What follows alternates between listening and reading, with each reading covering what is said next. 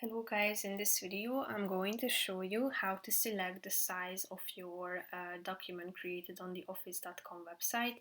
But first I just want to mention, don't forget to subscribe to my channel because at 10,000 subscribers I am going to show you my whole YouTube revenue statistics and growth strategy, how to make money online. Now let's jump into it.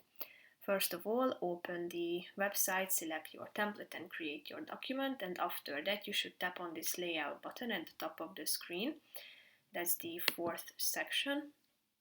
And then tap on this size button below, and here you can find these preset options such as letter, legal, executive, A4, A5.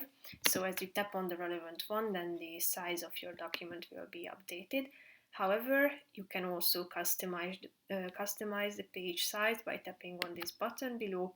So you can set the width and the height of your document. You can size it up or tap on it, delete it and type in your own unit, and then click on the OK button, and then it will be updated. So that's pretty much it for this video guys. See you in the next one. Bye bye.